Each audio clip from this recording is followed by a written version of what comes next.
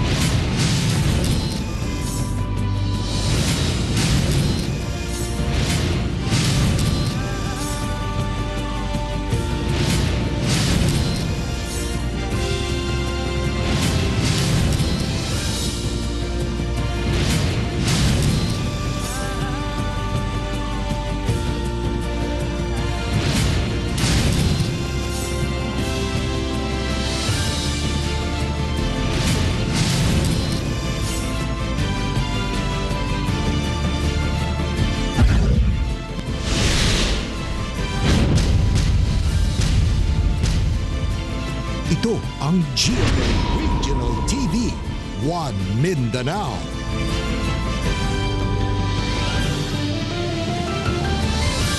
May hapon Mindanao, kini ang GMA Regional TV 1 Mindanao. Hatod namang pinakadagkog, pinakulahing balita sa Mindanao. Ako si Teco Campo. Sara Hilomen Velasco. Real Soroche, live gikan dinhi sa GMA Davao Complex.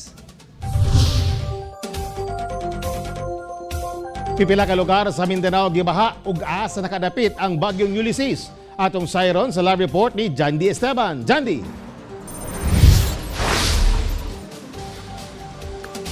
Pipila ka lugar sa Central Mindanao ang gilunupan human mibunok ang kusog nga ulan. Samtang Tropical Depression Ulysses ana banda sa Surigao del Norte. Miresulta sa dakong pagbaha, labi na sa mga ubos nga bahin sa President Roxas Cotabato Province. Ang kusog nga ulan adlawng Sabado. Ang kalsada sa Barangay Libuo daw sapa na sab, human milapaw ang tubig sa duol nga sapa. Busa naglisod sa pagtabok ang mga sakyanan ug mga residenteng pauli na sa ilahang mga balay. Sa Barangay Tuwael, gisulod na og tubig baha ang dili moubos sa 20 ka mga balay. Hinuon walay gika-report nga naangol sa insidente. Giilang catch basin ang duha ka barangay, hinungdan nga dali ra kini bahaon. Samtang gilunupan sab ang humayan nga bag-o pa lang gitamnan. Padayon pang ginasuta sa Municipal Agriculture's Office ang kantidad sa danyos sa mga umahan. Samtang makita ang grabing sulog sa tubig sa Kabakan River nga nagdugtong sa President Roxas, epekto gihapon sa way undang nga pag-ulan sa probinsya. Sa sitio Gila-Gila, Barangay Kuya sa South Upi, Maguindanao, daghang kabalayan sab ang gisudlan og tubig baha human sa tibuok hapon nga pag-ulan. Hinuon daling nakahikling ang mga apektadong residente sa taas ug luwas nga lugar. Apan daghang gamit ang nangabasa. Padayong nakaalerto ang barangay ug Municipal Disaster Management personnel sa padayong pagdaot sa panahon. Sumala sa pag-asa nga ang nasinating pag-ulan tungod sa localized thunderstorm. Samtang ang Tropical Depression Ulysses, ana-ana sa 800 kilometers silangan sa Surigao City, Surigao del Norte. Base sa forecast track sa pag-asa, posibleng muigo ang bagyo sa Bicol Region nga bag-uhay pa lamang gihapak sa bagyong Rolly. Sa other parts of Mindanao, for example, ang Caraga Region, makasinati sila og epekto sa trough niining bagyong Ulysses. Samtang gideklara na usab sa pag-asa nga amihan season na. Nagunset na ang hanging amihan nga panahon og mag-expecta nga makasinati tag hinay-hinay nga mga pag cool or pagbugnaw sa temperatura. Dugang sa pag-asa nga kay nakasinati man kita og La Nina ug kung mo-enhance ang kining amihan posible kining makatrigger sa kining pagbaha ug landslide. Busag ipahimangnuan sa pag-asa ang mga residente nga nagpuyo sa landslide ug flood-prone areas nga magbinantayon. Tek. Daghang salamat, Jandy Esteban. Muhatag og 7.5 million pesos nga pinansyal nga hinabang ang Davao City Government ngadto sa mga lugar nga naapektuhan sa bagyong Rolly sa Luzon. Ani report ni Sheila Vergara Rubio. Giaprubahan sa 19th City Council sa Dakbayan sa Davao atul sa gipahigayng special session ni atong Biyernes ang pagtugot nga gamiton ni Mayor Inday Sara Duterte ang porsyon sa Disaster Risk Reduction Management Fund o Calamity Fund sa Dakbayan sa Davao aron itabang sa mga local government unit sa Luzon nga napailawom ubos sa state of calamity bunga sa Typhoon Rolly. Ang hinabang mobalor sa 7.5 million pesos. Bahin-bahinon kini nga kantidad sa 7 ka probinsya ug 1 ka syudad nga naigo sa Typhoon Quinta ug Rolly. Kini mao ang probinsya sa Oriental Mindoro, Batangas, Albay, Camarines Sur, Marinduque, Cavite ug Catanduanes, lakip usab ang Batangas City. Ang kwarta pa nato sa 30% Quick Response Fund as of today is 112,459,284 and we have only 2 months to go. Ang Davao City Disaster Risk Reduction and Management Office kung CDRRMO may mudumala sa pagtunol sa ayuda. Diin 1 million pesos ang ihatag sa Batang Probinsya ug 500,000 pesos sa Batangas City. Ang paghatag og hinabang gipaniguro nga miagi sa saktong proseso ug dokumento. This is to certify that funds is available in the amount of 7.5 million pesos under the 30% Quick Response Fund out of the 5% Disaster Risk Reduction Management Fund of the City Government of Davao for calendar year 2020. Ang dakbayan sagad gayud gatabang sa mga lugar sa nasod nga hugot nga maapektuhan og kalamidad ug mas ilabi na karong panahon nga dunay pandemya. Ako si Sheila Vergara Rubio para sa One Mindanao. Temporaryong gisaradaan ang social security system sa Bahada Office alang sa ipagayong emergency disinfection samtang usa ka mall sa Valencia City, Bukidnon gi-lockdown sa LGU tungod sa COVID-19. Anyang report ni R. Gil Relator. Sugod November 9 hangtod November 10, ipailawom sa emergency disinfection ang SSS Bahada Office sa Davao City. Busa, gipahibalo ang mga miyembro nga buot mo transact sa maong buhatan nga temporaryo pa kining sarado. Alang sa mga pangutana, mamahimong isumite ang inyong concern sa mga drop boxes gawa sa SSS o kaha mag-email na lang una. Sa Miyerkules pa mubalik ang normal operation sa Bahada Office apan sa ubang SSS branch sa syudad, nagpabiling abri og normal ang operasyon. Samtang sa Valencia City, Bukidnon, base sa Executive Order 128 ni Mayor Azucena Huervas, gimando niini nga i-lockdown ang Gaisano Mall ug ipailawom sa focused containment area human pipila ka mga empleyado nga na-assign sa nagkadaiyang departamento nagpositibo sa COVID-19. Uban ang mga sakop sa CDRRMO, kapulisan ug barangay, gipangkordona ang entrance ug exit point sa mall ug gibantayan na kini. Nagsugod ang lockdown niadtong November 5 sa alas 8 sa gabi og dili pa kini maablihan hangtod i-lift sa LGU ang kamanduan. Ako si Argil Relator para sa One Mindanao. Mga magsuroy-suroy padulong Buda dili palutson sa checkpoint sa Marilog Police. Dili na makalusot sa Marilog checkpoint ang mga gikonsiderang non-essential travel o maglaag-laag sa Buda na matikdan sa mga otoridad nga dagsa ang mga mobiyahe padulong Buda aron lang musuroy. Hinoon ginatugutan gihapon ang mga mupalit og gulay ug pagkaon basta walay kaubang minor de edad og 65 years old above nga nalakip sa vulnerable age.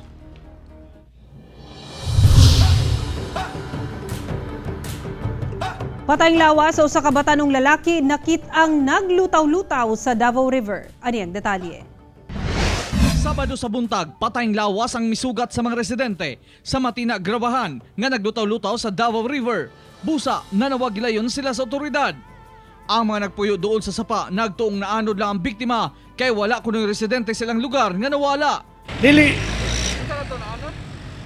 Sabi ito nga naanod kay diyan naman nakita kay diya pa to na may balo nga taga dining nga bata to. Migula sa investigasyon sa kapulisan nga ang napalgang patayng lawas maong 15 anyos nga batang lalaki nga taga Madapo Hills nga na-missing. Nay minor na edad nakitaan sa sapa nga duha kada kaadlaw ginapangita sa iyang amahan kay sumapaani kaning gireport siya sa San Pedro Police Station nga namatikdan nga wala na nakauli. Mao to na ay nakita ang patayng lawas o na discovery nga katong minor de edad nga gipangita sa iyang amahan, mao di ito siya. Walay nakitang foul play ang otoridad o gituhang nalungos kini adlawng Huwebes human naligo sa sapa. First taog kaning autopsy sa ato ang Regional Crime Laboratory Office, RCLO. Apan nagdumili na ang ginikanan nga i-undergo pa og autopsiya ang bata. Tungod kabalo man sila nga giila naman nila nga mo to ilang anak o kabalo sila nga nalumos kay sama pa sa mga kauban ani nga nangaligo sila sa sapa. Kauban si Melchor Awing sa kamera. Ako si Real Soroche para sa One Mindanao.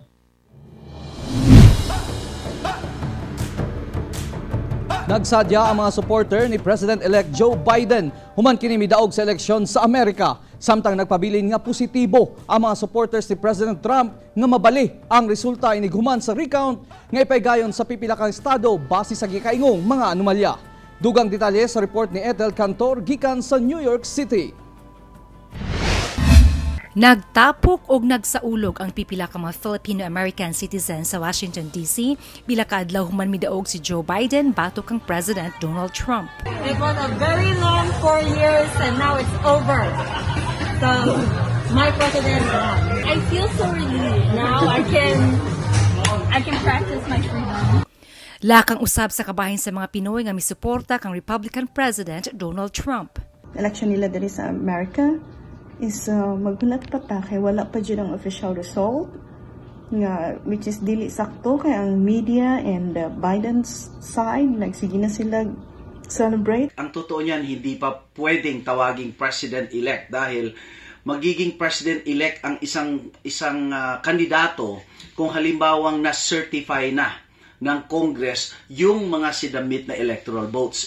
Dakong hagit karon sa umaabot nga administrasyon ni Biden ang paghiusa sa mga Amerikano sa nasod nga nagkatibulaag tungod sa isyong political, ekonomiya ug sosyal. Gipasamot pa kini sa COVID-19 pandemic diin mokabat sa 240,000 ka mga individual ang namatay ug kapin 10 million Americans ang natakdan sa maong sakit. Well, happy kayo mi nga midaog na si Joe Biden, at least for me. He's my president. And mo na niyang higayon nga magkahiusa ang Estados Unidos. Sa pikas bahin, malaumon gihapon ang Republican Party nga mabag-o ang resulta sa eleksyon kung mopabor kanila ang desisyon sa korte alang sa recount. Nagtuo ang Republican Party nga wala pa natapos ang piniliay og sayo pa kuno aron magsadya ang mga Democrats. Base sa tradisyon, matag Enero 20, ginapahigayon ang presidential inauguration o pagpanumpa sa bagong Pangulo sa Amerika. Samtang ginahulat ang maong adlaw, nagapangandam usab si Joe Biden alang sa transition of power. Samtang sa bahin ni Trump, padayon ang ilang pagpalig-on sa ebidensya sa giingong pagpanikas sa eleksyon. Gikan dinhi sa New York City, ako si Ethel Cantor para sa One Mindanao. Pangulong Rodrigo Duterte gipili isip bagong hepe sa Philippine National Police si Major General Debold Sinas. Pinaagi ni Malacanang spokesperson Attorney Harry Roque, gikumpirma ni ini nga si Major General Debold Sinas ang gipili ni Pangulong Rodrigo Duterte isip mosunod nga hepe sa Philippine National Police. Gihimo ang anunsyo sa kaadlaw una mo retiro si outgoing PNP Chief General Camilo Cascolan. Sumala ni Roque nga ang pagpili ug Chief PNP anaa sa pagbuot sa Pangulo labi na sa track record niini sa programa kontra droga. Si Sinas ang kasamtangang hepe karon sa National Capital Region Police Office.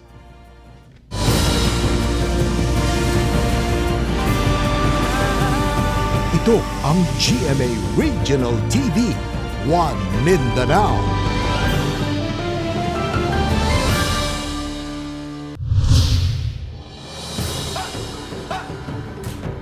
Sa Cagayan de Oro City, mag-amahang sakay sa motorsiklo naligsan og truck usa ang patay.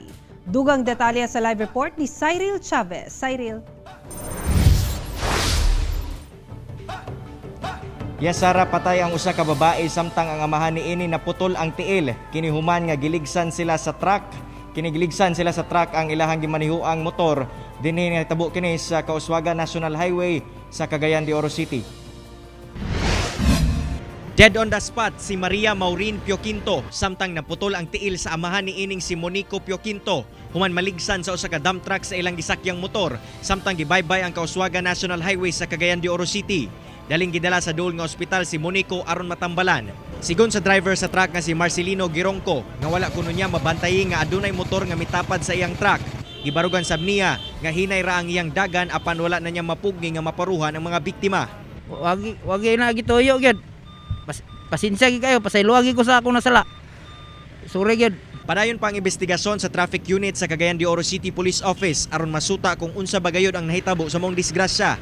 Anana sa ilang kustodiya ang driver sa truck samtang ginahikay ang kasong atubangon niini. Pakuan pa nato kung unsa pa atong mahimo na kuan sa investigation, especially na naay mga CCTV camera diha. Samtang emosyonal ug di madawat sa uyab ni Maureen ang nahitabo sa biktima. Mas nakasamot pa sa kasakit nga iyang gibati sanglit nagplano na unta sila nga magpakasal sunod tuig.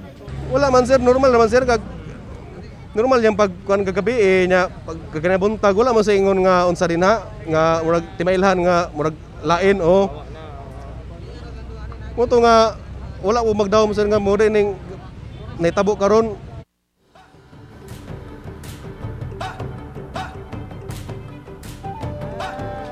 Sara, kasong reckless imprudence resulting to homicide ug serious physical injuries ang atubangon sa suspect. Busa padayon ang pahimangno sa otoridad ngadto sa publiko labi na sa mga motorista nga doble ingat sa ilahang pagmaneho sa kadalanan kini aron makalikay sa disgrasya.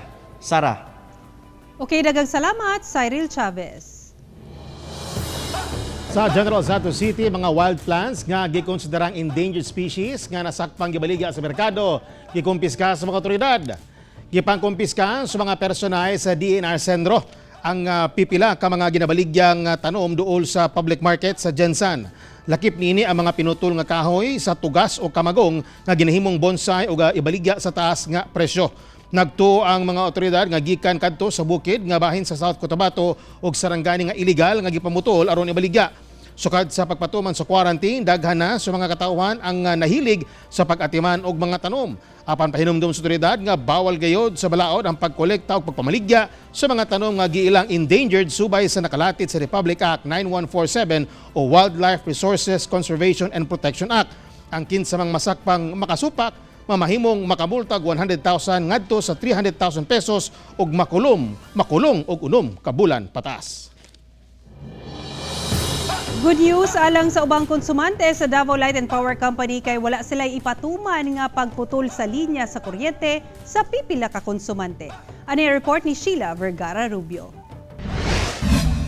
Subay sa advisory sa Energy Regulatory Commission o ERC nga gipagawas ni atong Oktubre 29, nagpahibalo ang Davao Light and Power Company nga dili kini mopatuman og pagputol sa linya sa kuryente o disconnection sa pipila ka mga konsumidor nga mag-qualify ug kini mao ang sama sa konsumante nga ang electric consumption sa bill nga madawat karong Oktubre, Nobyembre ug Disyembre wala palapas sa 200 kWh. For customers with monthly consumption not higher than twice the ERC approved maximum lifetime consumption level.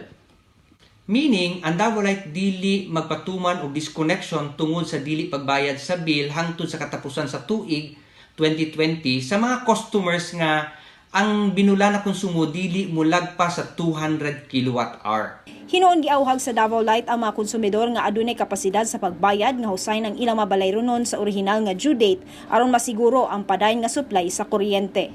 Ang ERC pod nagaawhag sa adunay kapasidad mo bayad nga magpadayon og settle sa ilang bill kada June ini aron makatabang sa pagmanage sa cash flow sa energy supply chain. Ako si Sheila Vergara Rubio para sa One Mindanao.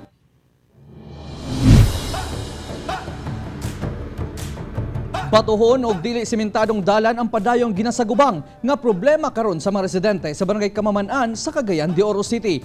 Ani atong balitang barangay ni Cyril Chavez. Tungod sa sagunsong ulan, ing-ani na ang dalan padulong relocation makapaya sa Barangay Kamaman-an, Cagayan de Oro City. Busa tumang kalisod gayod ang nasinati sa mga motorista sanglit gawas sa batuon og subidahon na ang dalan. Nakababag pa ang bangag tungod sa pagdahili sa yuta. Hinoon ang maong bangag na solusyonan na sa Barangay Council, pinaagi sab sa tabang sa City Engineer's Office kung asa giabunuhan kini og graba. Pasensya na sa tanang katawhan diya sa makapaya labi na kanang mga passers. ang council sa barangay Kamanan, ang Pangulo si Kapitan Arda, nanghangyon tagin mistagiya. Pero nanay mga negotiation basin o madayon na siya nga negotiation yun. Apan lisod gihapon alang sa mga motorista ang dalan padulong sa Makapaya, labi pa karon nga ting-ulan. Ay hasol yun. Kay nadisgrasya na ko diha kini, nadisgrasya ko diri pagos oh. Sangit yun diha sa lambre. Motor o katong multicab. No, probas out yun ang iyang kuan katong kalupi. Dili ka makabuyog tarong nga dagan kay na disgrasya da uban. Na kay labi nag ulan-ulan, bigas jud kayo. May laon tag balang tag mga semento balag sa patuloy lang sa motor ba. Nangayo og dugang pagsabot ang barangay council karon, sanglit ginahimo kuno nila ang tanan aron mosugot ang tag-iya sa dalan nga ipasimento kini sanglit private property ang maong dalan. Kauban si James Yap sa kamera. Ako si Cyril Chavez para sa One Mindanao. Patay ang barangay kapitan sa barangay Mahayahay sa lungsod sa Kumalarang. Human gipusil sa riding and tandem criminals sa National Highway sa barangay Guling, lungsod sa Gipos, Zamboanga del Sur, Huwebes hapon. Nag-supervise kuno ang biktima sa usa ka road construction sa lugar dihang giabot ang duha ka lalaking nakamotor. Pagnaog sa angkas, gitawag pa kuno niini ang biktima dungan sa pagpusil kaniya. Daling misibat ang mga sospek human sa krimen. Padayon pang kapulisan sa pagpangita sa mga sospek. Nadakpan sa kasundaluhan ng aktibong opisyal sa New People's Army nga si Eduardo Bagsikan alias Lolong sa gikasang operasyon sa Purok 22, Bagong Silang, Barangay San Mateo, Butuan City. Si Bagsikan wanted usab sa kasong attempted murder. Gikustudiya una sa Butuan City Police Office si Bagsikan samtang nagpaabot pa og commitment order gikan sa korte. Sa Butuan City gihapon, arestadong usa ka golf instructor nga si Leonardo Lofranco human gironda ang panimalay niini sa sitio Malalag, Barangay Libertad ning syudad. Pinagi sa search warrant, gisulod sa kapulisan ng balay nini kung asa nakuhaan kinog 5 ka gramong suspected shabu nga mobalor og dulan 60,000 pesos. Dugay na kunong gipanidan sa kapulisan ang pagpamaligya og droga sa suspect kinsa magkatubang og kasong pagsupak sa Comprehensive Dangerous Drugs Act. Sa Kiamba, Sarangani, arestado sa Philippine Drug Enforcement Agency ang kani drug surrendery nga si Clint Jazz Barrientos. Pinagi sa search warrant, gisulod sa operatiba sa PDEA ang balay nini sa Barangay Kling sa Mong Lungsod kung asa nakuhaan siya og 9 ka sachet sa gituang shabu. Human misurrender bibalik ko ng suspect sa pagpamaligya og illegal nga droga. Kasong paglapas sa Republic Act 9165 ang atubangon sa suspect.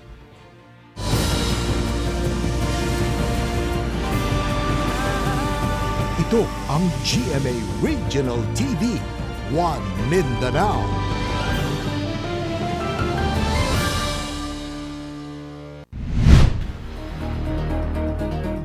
Milapas na sa 50.4 milyon katao ang nagkasakit og COVID-19 sa tibuok kalibutan, samtang sobra 398,000 na ang nataptan sa Pilipinas ug sa Mindanao lapas 24,000 na ang dunay COVID-19. Kapin 50,407,000 katao na ang naigog COVID-19 sa tibuok kalibutan, samtang sobra 33 milyon ang recoveries ug kapin 1,256,000 ang namatay. Sa Pilipinas, 2,058 ang natalang new COVID-19 cases karong adlaw. Busa 398,449 na ang kinatibuk ang kaso sa COVID-19 sa nasod. Misa ka nasab sa 361,784 ang nakarecover ug 7,647 ang namatay.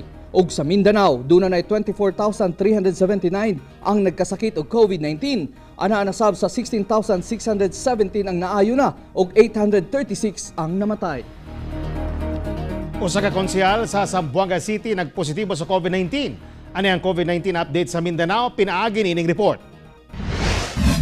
Sa Zamboanga del Sur, usa ka 1-year-old nga batang lalaki nga taga Kumalarang ug 9 anyos nga batang babae nga taga Tambulig ang nalakip sa 52 ka nagpositibo sa COVID-19.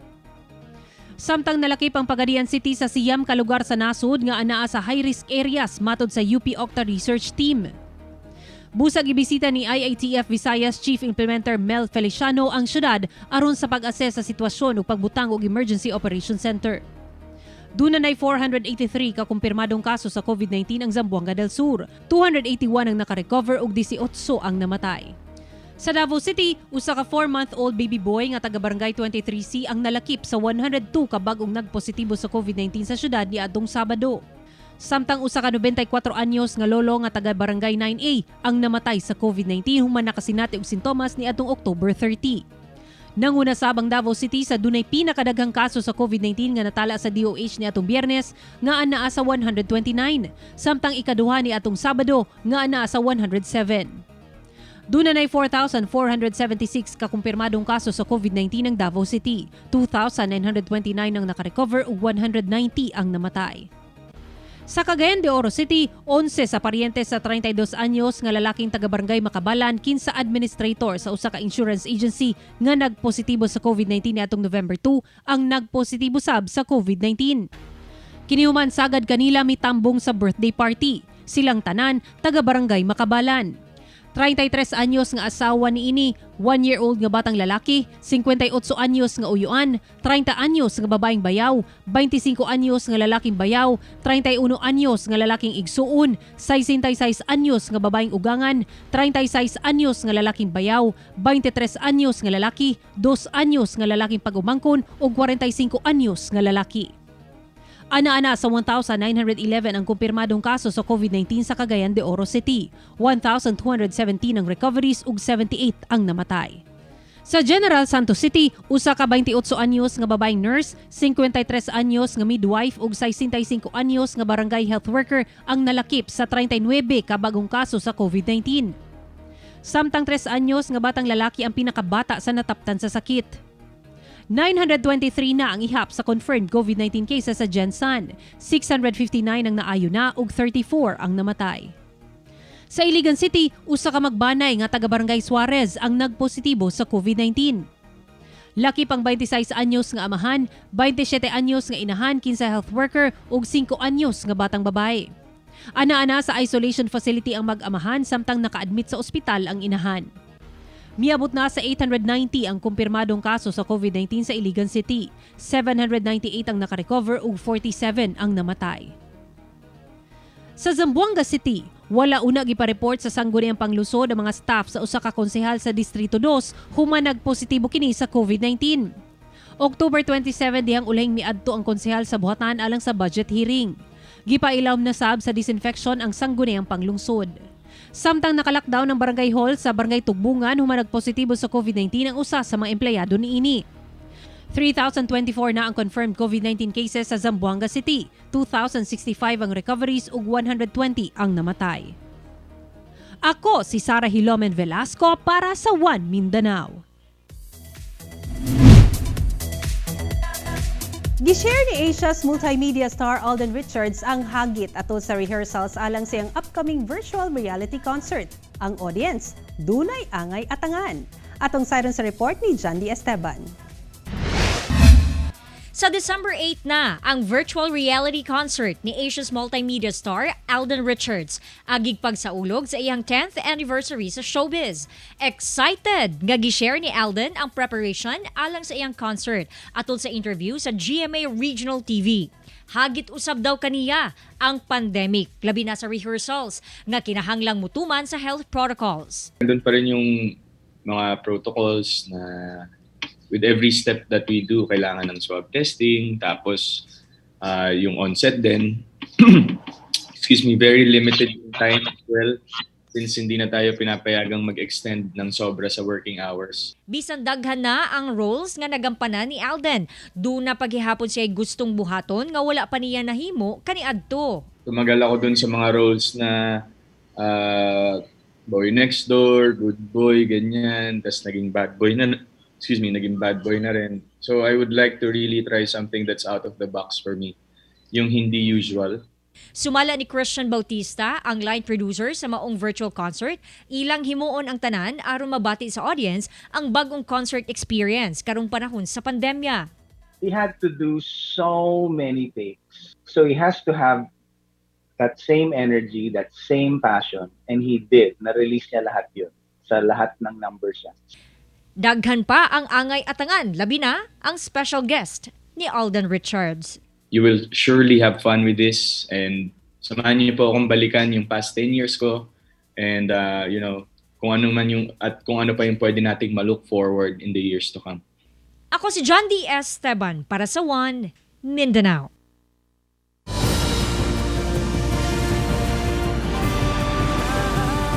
Ito ang GMA Regional TV, One Mindanao.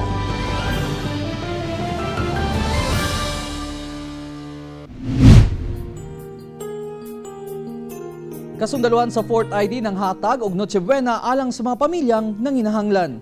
Subay sa programang Maagang Pamasko ni Kuya at Ate Tangkero ng hatag ang kasundaluhan sa 4th Cavalry Karangalan Company, Armor Division ug 25 ka Noche Buena package ngadto sa mga residente sa Barangay Tubahon, Lagindingan, Misamis Oriental nga labing naapektuhan sa pandemya.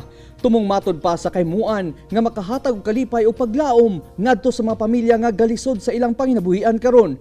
Pasalig sa kasundaluhan nga dili sila moundang sa paghatag og hinabang, ingon man paghatag sa og proteksyon ngadto sa mga katawan nga labing nanginahanglan.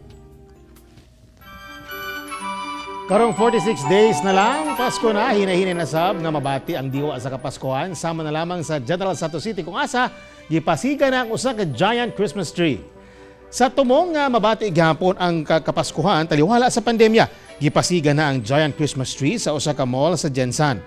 Temang Joyful Wild Christmas, pinasahi ang maong Christmas tree, sanglit doon na kini mga giant wild animals sama sa elephant, giraffe, ug lion. Siyempre, dili gid mawala ang mga dagkong Christmas balls ug ubang pangnindot nga mga dekorasyon. Busa atol sa pagpasiga nini, makita gayud ang kalipay ug kahingangha sa mga nakasaksi inubanan sa mga performance nga sayaw ug kanta. Hinoon miabot lamang sa halos 20 minutos sa mga lighting ceremony ug programa aron masunod ang health protocols. After all, Christmas season is and will always be the most wonderful time of the year. Mga kapuso, 46 kaadlaw na lang una magpasko. Mga kapuso, way puwas ang among pagkatunog balita. Bisitahin www.gmaregionaltv.com ug mag-subscribe sa official YouTube channel sa GMA Regional TV. Busa mga kapuso, ayaw po lahi sa madagkong balita sa nagadang rehiyon sa nasod, subscribe na.